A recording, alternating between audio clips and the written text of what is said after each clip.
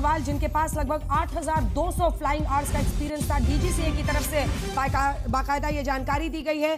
First officer Clive Kundar थे, जिनका 1100 flying hours का एक्सपीरियंस था।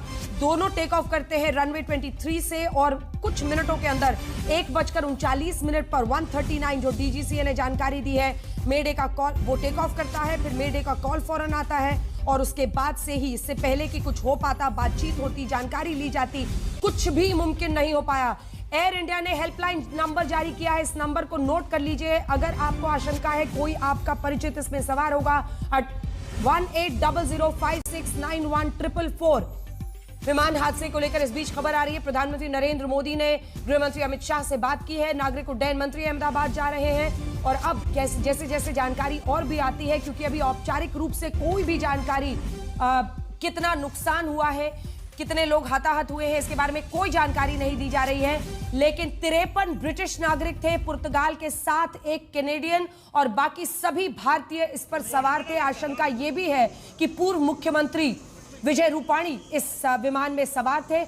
अब तस्वीरें हम आपको दिखा रहे हैं, 3 तस्वीरों में मन जैसे आप समझ लीजिए बैठ जाता है, क्योंकि जिस तरह का मलबा इस वक्त दिखाई दे रहा है, आग का बहुत बड़ा गोला दूसरी तस्वीर में, जिससे ये साफ दिख रहा है कि पूरे विमान में आग लग गया। और जो एयर टर्बाइन फ्यूल होता है, एटीएफ, ऐसा लगता है कि पूरे फ्यूल में आग लग गई। उसके बाद से ही विमान इस तरह से धू कर जल गया। और उसके बाद से तीसरी तस्वीर जिसमें मलबा दिखाई दे रहा है, जो बहुत ज्यादा डर फिलहाल लोगों के मन में ला रहा है। लेकिन ये गैटविक एयरपोर्ट के लिए रवाना हुआ था, अहमदाबाद से फ्लाइट, जिसमें 230 तो नागरिक थे और 2 कैप्टन, जो कि फर्स्ट ऑफिसर क्लाइव कुंदर के साथ मेन कमांड में कैप्टन सुमित सभरवाल थे, जिन्होंने ये मेक डे कॉल दिया था। मे डे कॉल मतलब एक्सट्रीम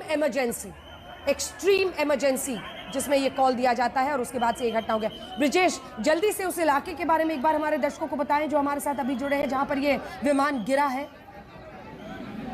ये बिल्कुल देखिए, ये इलाका जो है अहमदाबाद एयरपोर्ट से सटा हुआ है। अहमदाबाद एयरपोर्ट के रनवे से ये विमान टेक ऑफ करने के बाद तुरंत ही पास में जो रिहायशी इलाका है, वहाँ पे जो अस्पताल का इलाका है, वहाँ पर ही ये फ्लाइट जो है गिरी है। वहाँ पे रिहायशी इलाका था, पर वहाँ पे लोग ज्यादा नहीं थे, ऐसी प्राइमरी जानकारी मिली है।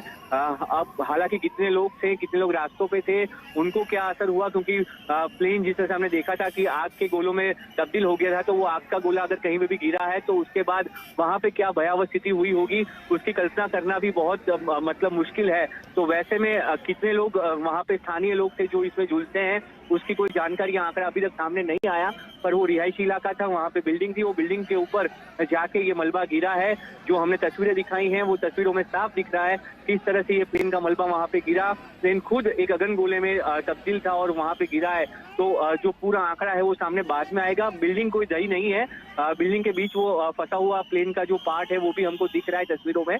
तो बिल्डिंग कोई दही नहीं है, पर वहाँ पे जो लोग थे उसमें से कितने लोग घायल हुए, कितने लोग की जान गई है, वो कोई आंकड़ा अभी तक सामने नहीं है। अभी पहली प्रायोरिटी वही है। विमान का एक हिस्सा उस बिल्डिंग में अभी भी फंसा हुआ है। जी